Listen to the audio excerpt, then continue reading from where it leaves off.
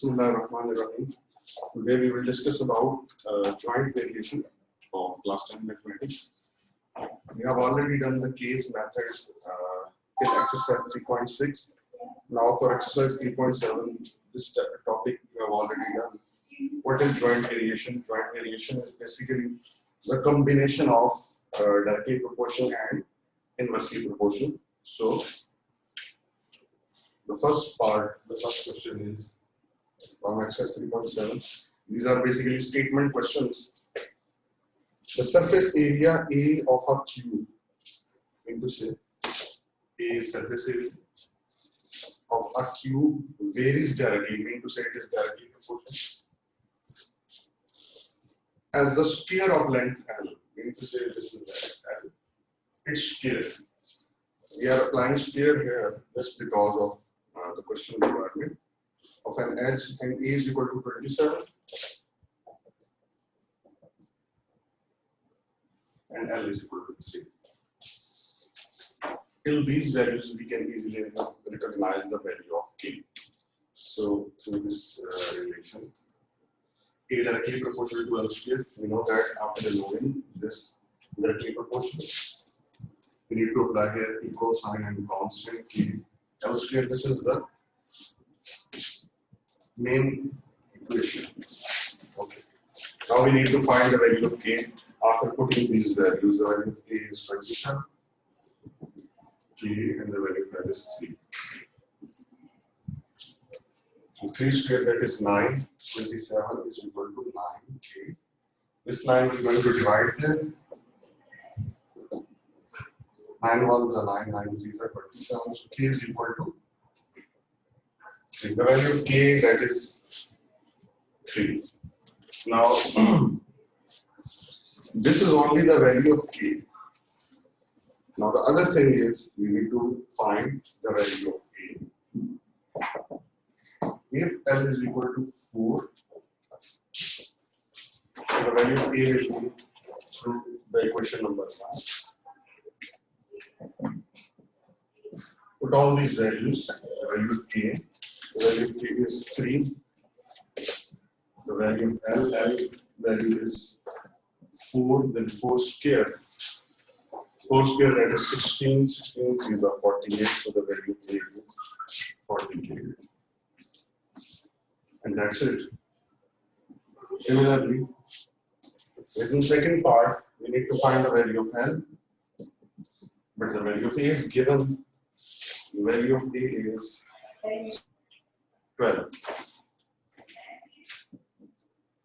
Now again from the first relation, A is equal to KL square. The value of K, A is 12. The value of K is 3 and L square. This 3 we're going to divide here.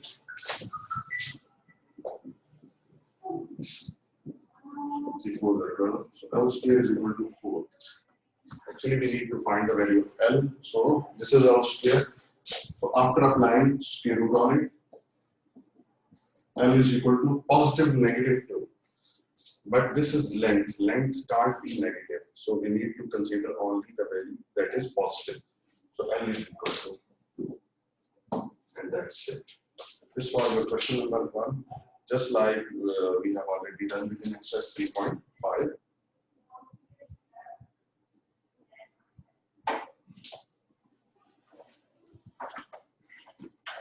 Now for question number 2. Again, it is the same thing.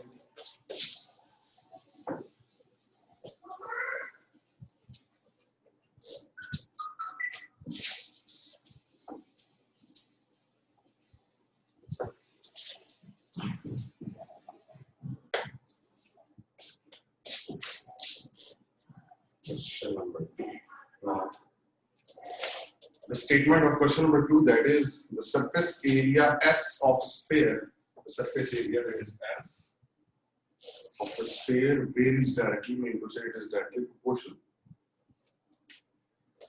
Okay, apply it. And then as the square of radius R, its radius R and its square S, the surface area S of the sphere varies directly, mean to say directly proportional. as the square of radius r, and x is equal to 16 pi, where r is equal to 2. Through this, we can easily find the value of k. So after removing this directly proportional sign, we have s equal to k r square. This is the main relation. Now put these values in it. S is equal to 16 pi k r square into 2 square. So this 2 square is 4. 4 1s are 4, 4 4s are 16. So k is equal to 4 pi. So this is the value of k. Now again, just like in the previous question, find r if s is equal to 36 pi. Now from this relation, we need to find the value of r. So put these values, s is equal to 36 pi is equal to the value of k, that is 4 pi, then r square. This 4 pi will going to divide here.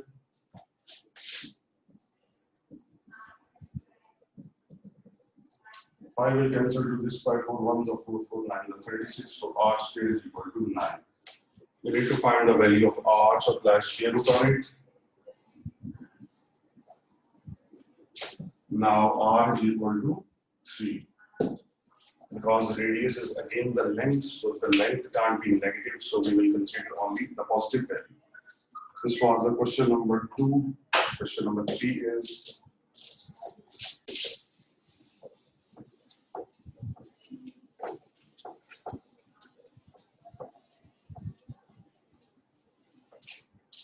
so easily do these questions. From now I will make only relations so you can easily solve it. Question number 3 relation will be in Hooke's law that you have already done within class 9 physics. Hooke's law, the force F applied to stretch a spring varies directly as the amount of elongation. We proceed F directly proportional to S.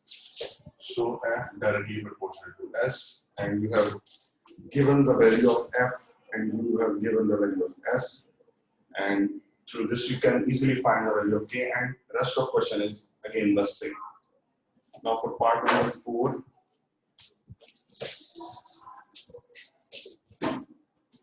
the intensity I of light, question number 4, intensity I of the light from a given source varies inversely. Now this is inversely proportional, varies inversely as the square of distance d.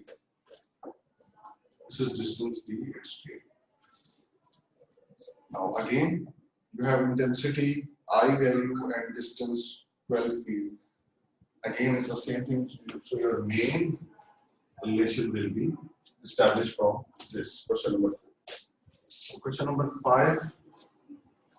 The pressure P in the body of fluid varies directly. Pressure P varies directly, means directly proportional as the depth of T. Okay. Simple. P and D will have given the values, these values. Question number 6, relation will be just like the labor cost C varies jointly. The labor cost C varies jointly as the number of worker M into Z is directly proportional to M, and the average number of days and D. This will be the joint variation with C. From this you can easily make the relation. Question number 7. The supporting load C of a pillar varies as fourth power of diameter D. The supporting pillar load C varies as fourth power of its diameter D, fourth power of D, and varies inversely as the square of its length. And it is inversely proportional to its length. This is again the joint variation that is directly proportional to d power 4 and inversely proportional to l power 2. Question number 8. The relation will be the time t required for an elevator to lift up weight varies jointly. Time t varies jointly as the weight w, and the lifting depth d varies inversely as the power of p of the motor.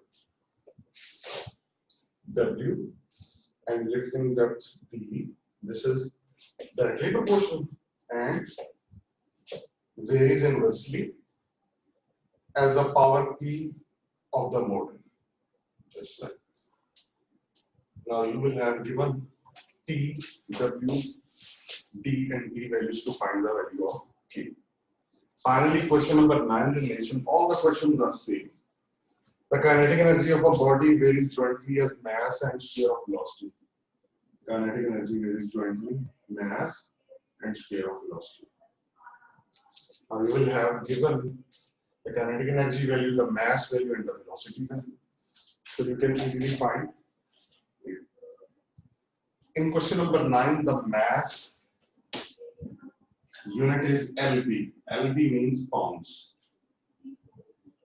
So you don't need to be confused within this question just because of this unit of mass. This is of pounds.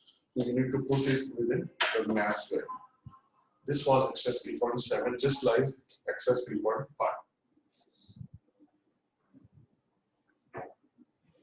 Or you can say that this was what complete chapter number 3. Now we will solve the MCQs of this chapter.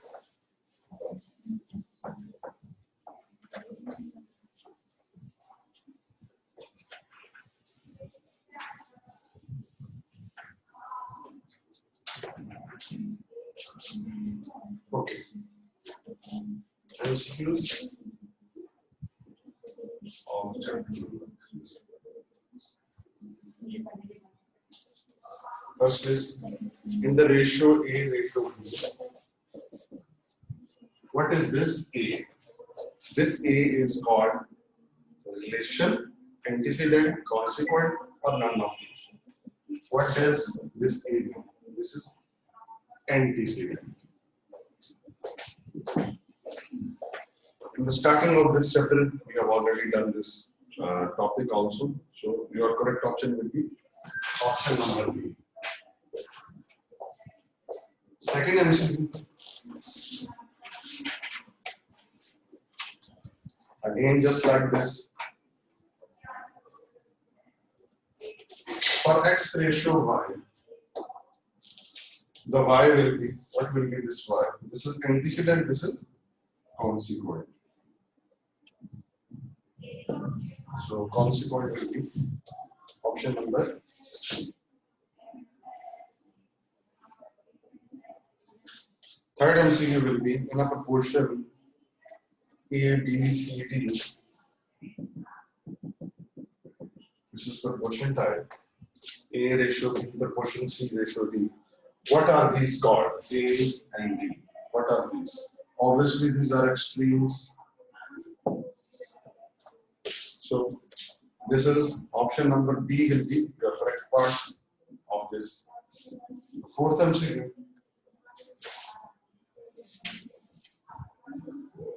Again, A ratio B proportion C ratio D. What are B and C? These are means.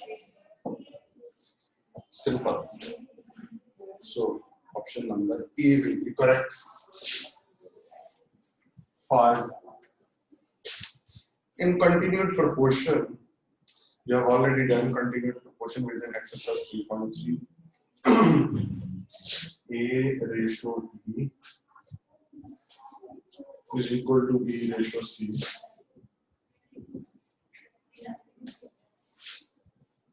Okay, in continued proportion, A ratio B is equal to B ratio C, then AC is equal to B square. Just because of product of extremes is equal to product of means. So B multiplied with B, that is B square is equal to AC. Okay. B is said to be dash proportional between A and C. What will be this B? This B is said to be third proportion, fourth proportion, mean proportion, or none of these. This B will be third proportion of this. So option number A will be its correct answer. Part number 6. Because we have already done these questions, this B just behaves like the third proportion because we don't have any fourth value. The fourth value will be, if D presented here, then that D will be the fourth proportion. Now part number 7, to find the value of X. What will be the value of X if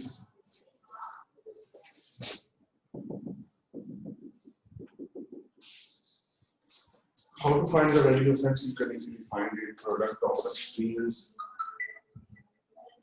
is equal to product of means. This 5 we're going to divide here.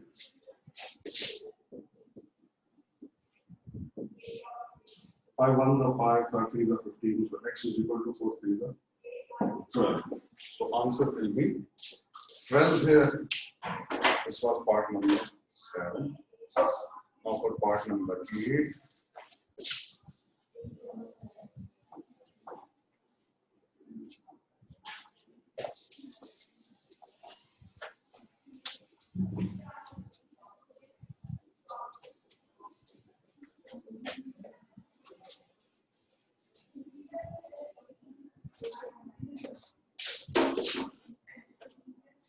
Part number 8 is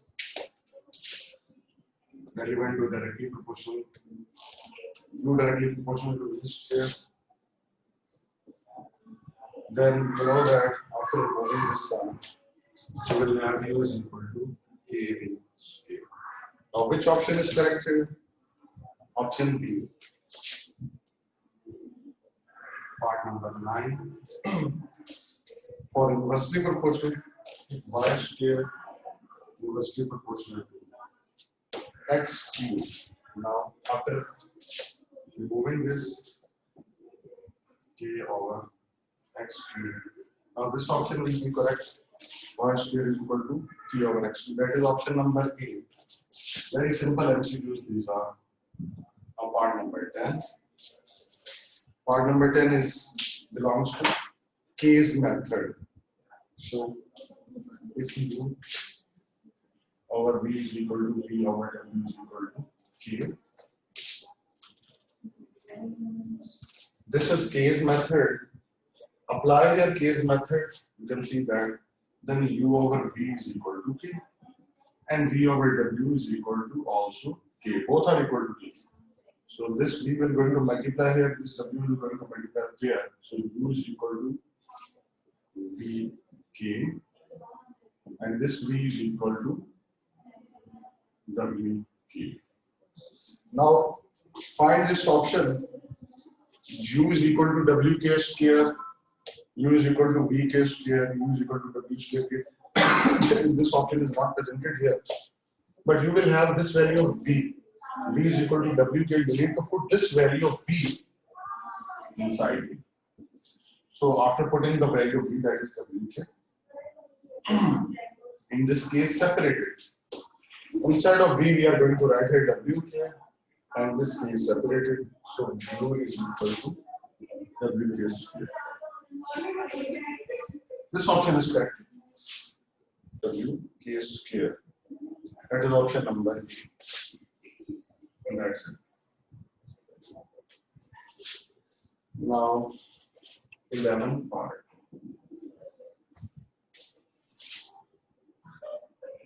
The third proportion of X square and Y square is, we need to find the third proportion of X square and Y square. You have already done these questions, how to find the third proportion.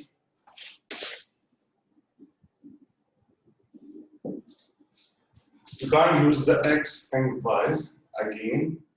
You need to make any other variable rather than X or Y. So X square ratio Y square. For third proportion, you need to repeat this variable. y square, and the third proportion will be, for example, z. Third proportion. Now you can easily find this value of z, that will be your third proportion. So after applying x square multiplied by z is equal to y square multiplied by y square. So the value of z will be x square. We are going to divide it. Y is power 4 divided by x square. And that's it. This is the value of z. That is y raised power 4 over x square. We need to say it is option C. Okay, after that, 12th part.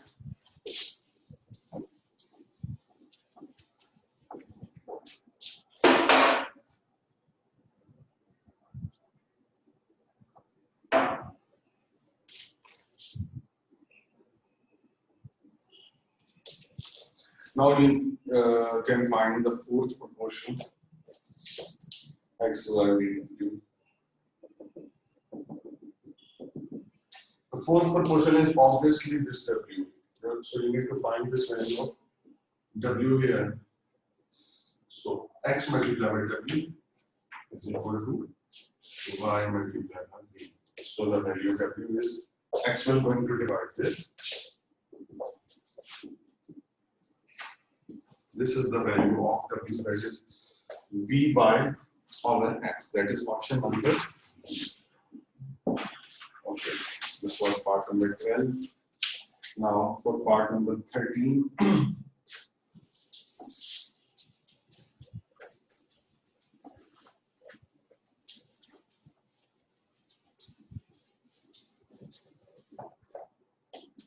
Part number 13 is for alternando property.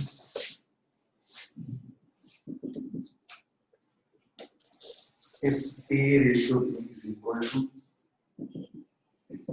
X ratio Y, so what will be the alternando property from these four options that are given? Alternando property is just like this A ratio B. You can write it as A over B is equal to X over 1. You need to alternate these values. X here and B will be there. So A over X is equal to B over 5. Now A over X is equal to B over 5. After alternating these values, this is called alternando property. That is option number E. So for part number 14. Again for this, what will be the invertendo property of this relation? A ratio B is equal to X ratio Y. A over B is equal to X over Y. Now, what will be the invertendo property?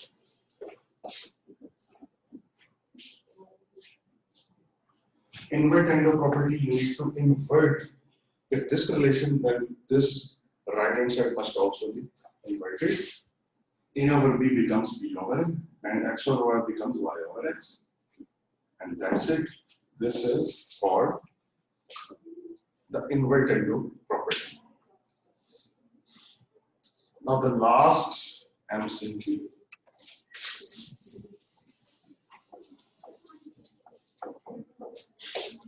Last MCQ is about what will be componendo property. Componendo property is relevant to the addition operation that can be on either on numerator or either on denominator. So if you have A over B is equal to C over D. So componendo property will be because componendo is for addition and dividendo is for negative operation, that can be on either for numerator or either for denominator. So after applying this, we have done already that A plus B divided by B is equal to C plus D divided by D. But according to this, we don't have any option there. A plus B over B is equal to C plus D over D. we have its invert relation that this additive operation can be applied on denominator also. So if we are going to apply the addition operation on denominator, then on the right hand side you need to apply here, and the numerator will be same. So that option is option number 3.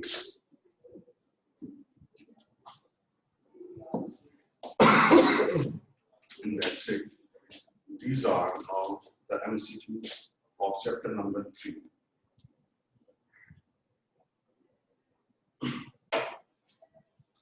Now you are left with only the review short questions of this chapter, chapter number 3.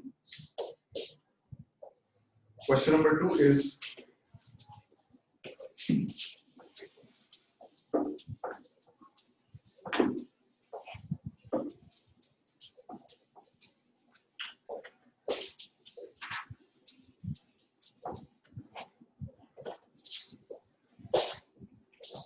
from part 1 to part 5. There are some definitions. Question number 2, short answers. The first 5 part are totally definitions. For example, first part is define ratio. What is ratio? We have already done that. The ratio is the relationship between two similar quantities. This answer will be on the next page, page number 72, within summary section, the very first line. A relationship between two quantities of the same kind, that is called ratio. Part number 2 is what is proportion. So proportion is equality of two ratios. Already we have done it, but we need to find it on page number 72. Question number 2, define direct variation, mean to say it is directly proportional. On summary, page number 72, the third is if two quantities are related in such a way that increase or decrease in one quantity causes increase or decrease in other quantities, called direct variation. Fourth is inverse variation. Inverse variation, summary point number 4 is definition of inversely proportional or inverse variation. State theorem of componendo and dividendo. So componendo and dividendo is on page number 73. This is componendo and dividendo, a plus b over a minus b is equal to c plus b over c minus c. Now rest of all are questions which we will do within next lecture. And now if you have any question regarding today's lecture or any previous lecture, you can ask it now.